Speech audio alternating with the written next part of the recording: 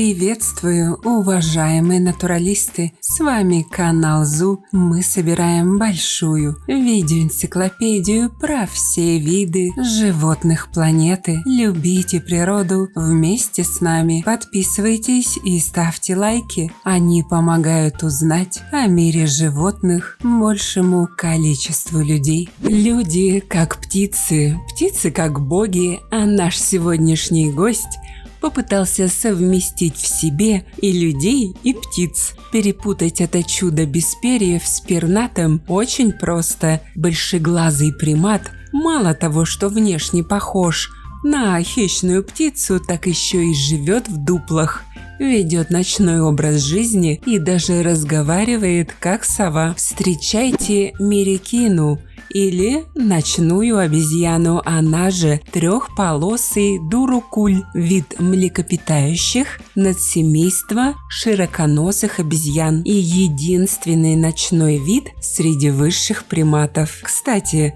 свое латинское название мерикины получили благодаря очень маленьким ушам, плотно прижатым к голове животного, что в переводе с греческого означает «безухий». Прописались мерикины в западном полушарии, а точнее в джунглях Южной Америки, предпочитая жить в горных лесах. Когда-то мерикины, как и все добропорядочные обезьяны, все свои дела решали днем. Но среди их предков нашелся-таки реформатор, взгромоздившийся на броневик эволюции и заявивший, мол, мы пойдем другим путем, товарищи приматы, ведь ночной образ жизни дает обезьянкам некоторые преимущества. Практически никогда они не пересекаются с представителями других видов, даже обитая с ними на одной территории, но или с главными врагами – хищниками. Правда, из-за такой инновации у ночных обезьян немного ухудшилось зрение. Мерикины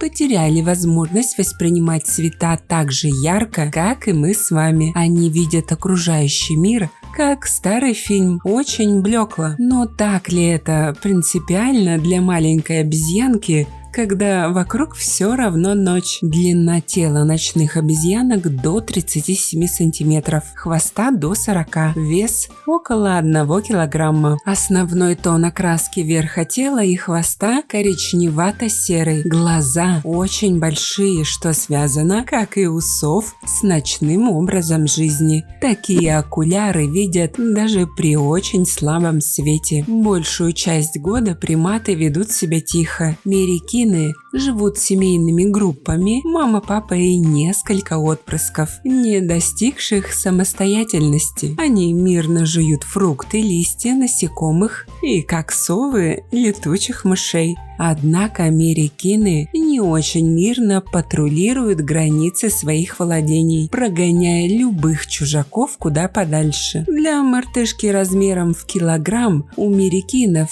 немаленькие территории владения до 10 гектар. Чтобы обозначить свои границы обезьянам, приходится регулярно обновлять метки. Самый эффективный способ – это прогулка по вверенной территории после сеанса уринотерапии. Мерикины просто-напросто устраивают для своих рук и ног косметические ванночки из мочи. Так терпкий запах остается на ладошках и на всем том, где эти ладошки побывали. Ночные обезьяны путешествуют и охотятся парами, иногда небольшими семейными группами. И живут, кстати, подобно совам в дуплах деревьев. Как и совы, светлое время суток обезьянки проводят в дуплах деревьев, а с наступлением сумерек выходят из своих убежищ в поисках пищи. Но как же они возвращаются назад с таким плохим зрением? Все с помощью тех же меток. В брачный период в наших сегодняшних гостях просыпается еще больше птичьего. В этот период в лесах Южной Америки со всех сторон гремит настоящее совиное уханье. Как вы понимаете, виной тому вовсе не совы, совы, а ночная обезьянья социальная сеть